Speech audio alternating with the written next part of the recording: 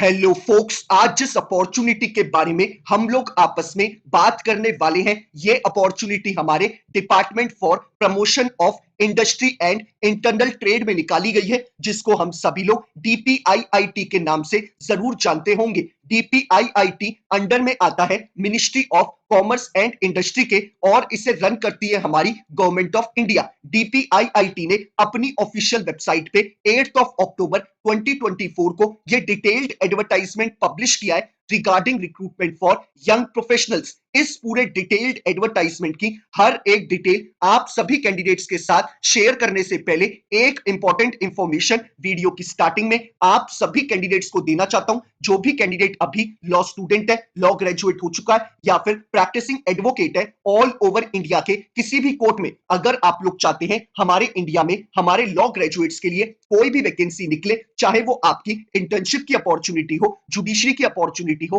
कोई corporate vacancy हो, या फिर सेंट्रल और स्टेट गवर्नमेंट के द्वारा निकाली गई कोई बैंक की वैकेंसी हो, पब्लिक सेक्टर अंडरटेकिंग यानी पीएसयू की वैकेंसी हो, या फिर हमारे प्रैक्टिसिंग एडवोकेट्स के लिए निकाली गई कोई इंपैनलमेंट की वैकेंसी हो, it means all over India में हमारे लॉ ग्रेजुएट्स के लिए कोई भी वैकेंसी निकलेगी, उस वैकेंसी के रिगार्डिंग आप सभी कैंडिडेट्स को इस चैनल पे टाइमली अपडेट प्रोवाइड कराई जाएंगी, ताकि हमारे किसी भी लॉ ग्रेजुएट से इंडिया में आने वाली कोई भी लीगल अपॉर्चुनिटी की अपडेट मिस आउट ना हो। तो मैं चाहूंगा जिस भी कैंडिडेट ने अभी इस चैनल को सब्सक्राइब नहीं करा है, वो मेक श्योर करे कि वो इस चैनल को बिना सब्सक्राइब करे ना जाए। अब बात कर लेते हैं हम लोग आज के इस डिटेल्ड एडवर्टाइजमेंट के बारे में। Department for promotion of industry and internal trade, जिसको हम लोग डीपीआईआईटी के नाम से जानते हैं, इन्होंने अपने इस एडवर्टाइजमेंट के थ्रू हमें जो डेजिग्नेशन ऑफर करी है वो हमें young professional in non ICT department में करी है। इन्होंने आपके यंग प्रोफेशनल के लिए नॉन आईसीटी डिपार्टमेंट में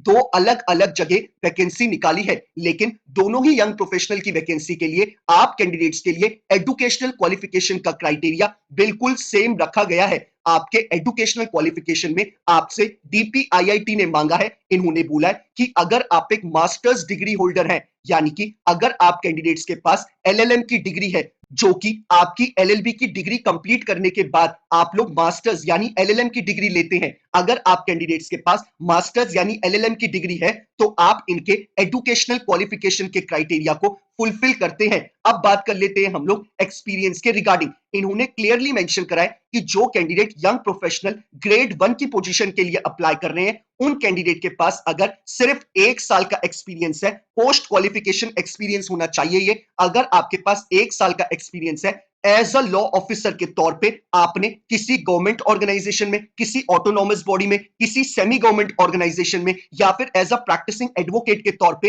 1 साल का एक्सपीरियंस गेन करा है, तो आप कैंडिडेट यंग प्रोफेशनल ग्रेड 1 की पोजीशन के लिए अप्लाई कर सकते हैं। अब बात कर लेते हैं हम लोग यंग प्रोफेशनल ग्रेड 2 के लिए क्या एक्सपीरियंस मांगा गया है। इन्होंने क्लियरली मेंशन करा है कि यंग प्रोफेशनल ग्रेड 2 की पोजीशन के लिए अगर आप कैंडिडेट अप्लाई करना चाहते हैं तो आप कैंडिडेट के पास मिनिमम 3 साल का एक्सपीरियंस होना चाहिए, और ये 3 साल का एक्सपीरियंस आप कैंडिडेट्स ने एज अ यंग प्रोफेशनल के तौर पे, या फिर कंसल्टेंट के तौर पे, या फिर मैनेजमेंट ट्रेनी के तौर पे, या फिर मैनेजमेंट कंसल्टेंट के तौर पे, या फिर लॉ ऑफिसर के तौर पे आपने किसी मिनिस्ट्री में, या फिर किसी गवर्नमेंट ऑर्गेनाइजेशन में, या फिर किसी भी सेमी गवर्नमेंट ऑर्गेनाइजेशन में, या फिर किसी ऑटोनॉमस बॉडी में अगर आपने ये पोजीशन होल्ड करी है और आपके पास मिनिमम 3 साल का एक्सपीरियंस है, तो आप कैंडिडेट यंग प्रोफेशनल ग्रेड 2 की पोजीशन के लिए अप्लाई कर सकते हैं। याद रखिएगा, इन्होंने एडवर्टाइजमेंट में क्लियरली मेंशन करा है कि जिन कैंडिडेट्स ने पीएचडी कर रखी है, उन कैंडिडेट्स की पीएचडी के ईयर्स काउंट नहीं होंगे एक्सपीरियंस में। आपके पीएचडी के बाद आपने जो भी एक्सपीरियंस गेन करा है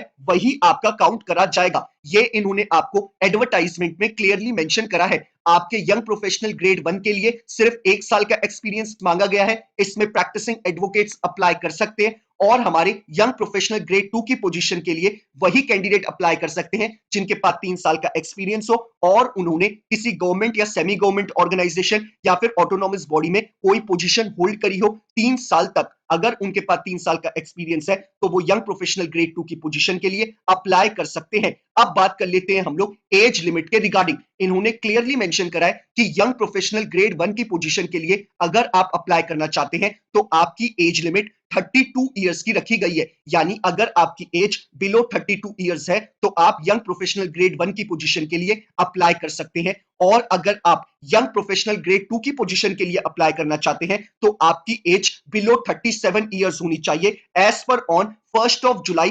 2024 के अकॉर्डिंग। अगर आपकी एज 1 जुलाई 2024 के अकॉर्डिंग 37 ईयर से बिलो है तो आप इनके एज क्राइटेरिया की कैटेगरी को फुलफिल करते हैं। अब बात कर लेते हैं हम लोग रेम्यूनरेशन यानी सैलरी के रिगार्डिंग। इन्होंने क्लियरली मेंशन करा है कि यंग प्रोफेशनल ग्रेड 1 की पोजीशन के लिए आप कैंडिडेट्स को जो रेम्यूनरेशन यानी सैलरी प्रोवाइड कराई जाएगी वो आपको 70,000 रुपीज मंथली प्रोवाइड कराई जाएगी, और आप कैंडिडेट्स को अदर देन योर रेम्यूनरेशन कोई भी एक्स्ट्रा अलाउंसेस और पर्क्स नहीं प्रोवाइड कराए जाएंगे, क्योंकि ये जॉब आपकी कॉन्ट्रैक्चुअल बेसिस की जॉब है। अब बात कर लेते हैं हम लोग यंग प्रोफेशनल ग्रेड 2 की पोजीशन के रेम्यूनरेशन के रिगार्डिंग। इसमें आपको 90,000 रुपीज मंथली प्रोवाइड कराए जाएंगे, लेकिन इसमें भी आपको अदर देन योर रेम्यूनरेशन कोई भी एक्स्ट्रा अलाउंसेस और पर्क्स नहीं प्रोवाइड कराए जाएंगे, क्योंकि ये जॉब भी आपकी कॉन्ट्रैक्चुअल बेसिस की जॉब है। अब बात कर लेते हैं हम लोग दूसरी इंपॉर्टेंट इंफॉर्मेशन के बारे में। इन्होंने क्लियरली एडवर्टाइजमेंट में मेंशन करा है कि आप कैंडिडेट्स का जो कॉन्ट्रैक्ट बनेगा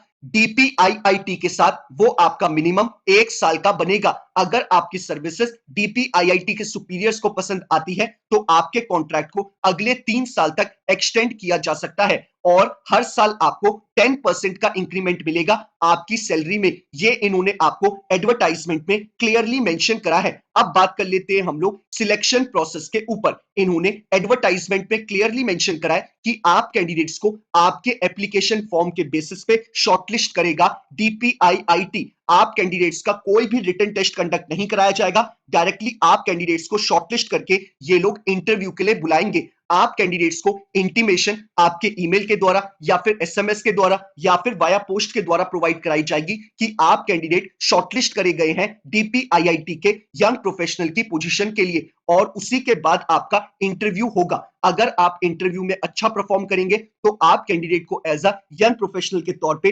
डीपीआईआईटी हायर कर लेगा। अब बात कर लेते हैं हम लोग कि हमें इस पूरे रिक्रूटमेंट प्रोसेस का कैसे पार्ट बनना है। आप वीडियो के डिस्क्रिप्शन बॉक्स में जाएंगे, आपको जो पहला लिंक अवेलेबल है आप उस पर क्लिक करेंगे। क्लिक करते ही आपके स्क्रीन पे ये पूरा डिटेल्ड एडवर्टाइजमेंट खुल के आ जाएगा। आप चाहे तो इस डिटेल्ड एडवर्टाइजमेंट को डाउनलोड कर सकते हैं या फिर अपने मोबाइल के स्क्रीन पे ही स्क्रॉल डाउन करके इस पूरे डिटेल्ड एडवर्टाइजमेंट को खुद से पढ़ सकते हैं। ऐसे ही वीडियो के डिस्क्रिप्शन बॉक्स में आप कैंडिडेट्स को जो सेकंड लिंक अवेलेबल है आप उस पर क्लिक करेंगे। क्लिक करते ही आप डायरेक्टली डीपीआईआईटी की ऑफिशियल वेबसाइट पे चले जाएंगे, जहां पे आप इस फॉर्म को ऑनलाइन फिलअप कर सकते हैं। आपको ऑनलाइन फिलअप फॉर्म करते वक्त दो कैटेगरीज मिलेंगी, यंग प्रोफेशनल ग्रेड 1 की पोजीशन के लिए और यंग प्रोफेशनल ग्रेड 2 की पोजीशन के लिए। आप जिस भी पोजीशन के लिए अप्लाई करना चाहते हैं आप उसको चूज करके वहां पे अपनी सारी डिटेल्स फिलअप करके इस फॉर्म को ऑनलाइन फिलअप कर सकते हैं। इन केस इस फॉर्म को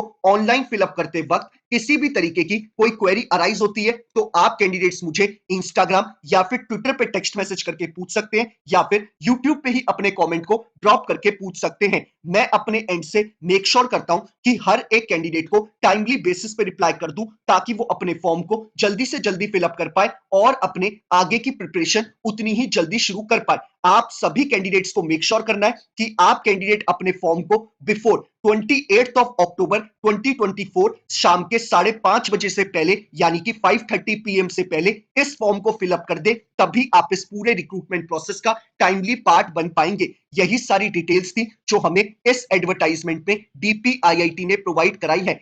बाकी अगर आप कैंडिडेट्स को ये वीडियो पसंद आया हो तो लाइक शेयर जरूर करिएगा, और अगर आप लोग चाहते हैं कि ऐसे ही हर एक दिन आप कैंडिडेट्स को एक लीगल अपॉर्चुनिटी की अपडेट मिलती रहे तो मेक श्योर करिएगा कि आप इस चैनल को बिना सब्सक्राइब करे ना जाए। Thank you so much.